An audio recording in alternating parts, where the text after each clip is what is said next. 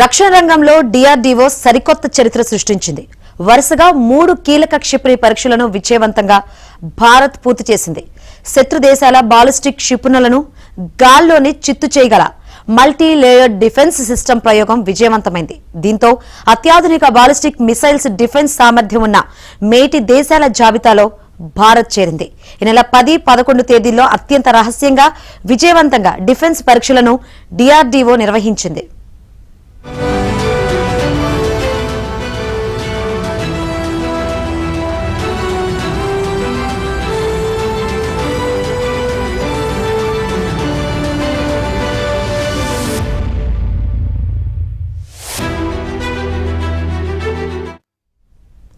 రక్షణ రంగంలో డిఆర్డీఓ సరికొత్త చరిత్ర సృష్టించింది. వరుసగా 3 కీలక క్షిపణి పరీక్షలను విజయవంతంగా భారత్ పూర్తి చేసింది.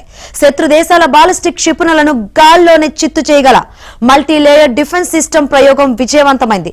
దీంతో అత్యాధునిక బాలిస్టిక్ మిసైల్స్ డిఫెన్స్ సామర్థ్యం ఉన్న మేటి దేశాల జాబితాలో భారత్ చేరింది.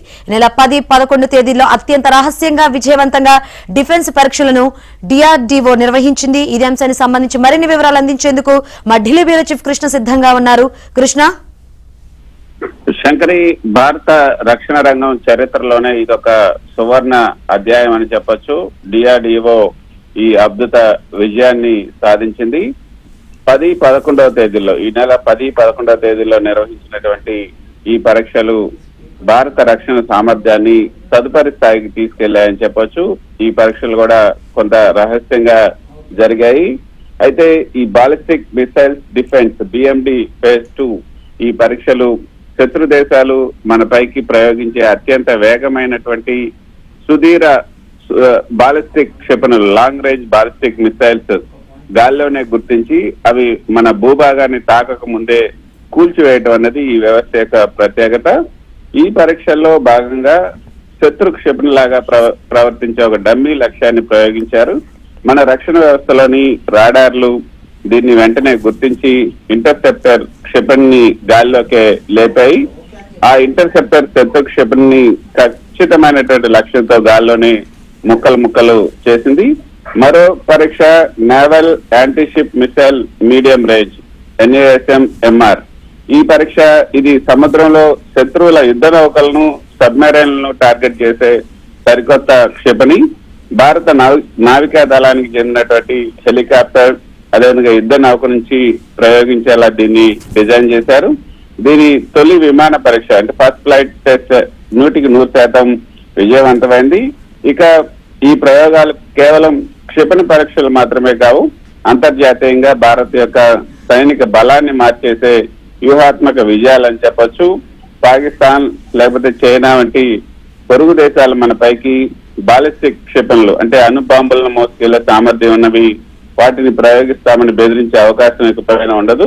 ఎందుకంటే వారు ప్రయోగించినటువంటి క్షిపణి మన సరిహద్దు దాటక ముందే దాన్ని గాల్లోనే పేల్చేసే అభేద్యమైనటువంటి కవచం అంటే ఐరన్ డోమ్ లాంటి మల్టీ లేయర్ షీల్డ్ ఇప్పుడు భారత్ సొంతమైంది. ప్రపంచంలోనే ఖండాంతర బాలిస్టిక్ క్షిపణులను అడ్డుకోగల సామర్థ్యం కేవలం అమెరికా, రష్యా, చైనా, ఇజ్రాయెల్ వంటి కొన్ని దేశాలకే ఉంది. ఇప్పుడు ఈ విజయంతో భారతదేశం కూడా ఆ ఎలైట్ గ్రూప్ సరసన సగర్వంగా నిలిచింది. ఇది గ్లోబల్ డిఫెన్స్ మార్కెట్ లో భారత్ ఇమేజ్ ని భారీగా పెంచుతుందని చెప్పొచ్చు. గతంలో ఇలాంటి రక్షణ వ్యవస్థల కోసం మనం రష్యా S-400 వంటివి లేకపోతే ఇతర దేశాలపైన ఆధారపడాల్సి వచ్చేది. కానీ ఇప్పుడు డిఆర్డీఓ స్వదేశీ సాంకేతికతతో ఈ మల్టీ లేయర్ డిఫెన్స్ సిస్టమ్ ను అభివృద్ధి చేయడం ద్వారా రక్షణ రంగంలో భారత్ సాధించినటువంటి స్వయం సమృద్ధి ఏంటో ప్రపంచానికి తెలిసొచ్చిందని చెప్పొచ్చు. ఇక శంకరి, నేవల్ యాంటీషిప్ మిసైల్ విజయం ద్వారా హిందూ మహాసముద్ర ప్రాంతంలో ఇండియన్ ఓషన్ రీజియన్ లో చైనా యుద్ధ నౌకల కదలికలకు భారత్ చెక్ పెట్టే అవకాశం ఉంది. సముద్ర సరిహద్దుల్లో శత్రువుల నౌకలు మన వైపు కన్నెత్తి చూడాలన్నా కూడా భయపడేలాగా ఈ క్షిపణి రక్షణ కల్పిస్తుంది. అంటే మొత్తానికి లడాక్ సరిహద్దుల్లో హిందూ మహాసముద్రంలో ఉద్రిక్తతలు ఉన్నటువంటి ప్రస్తుత తరుణంలో డిఆర్డీఓ సాధించినటువంటి ఈ విజయం దేశ భద్రతకు కొండంత అండగా నిలిచిందని చెప్పొచ్చు.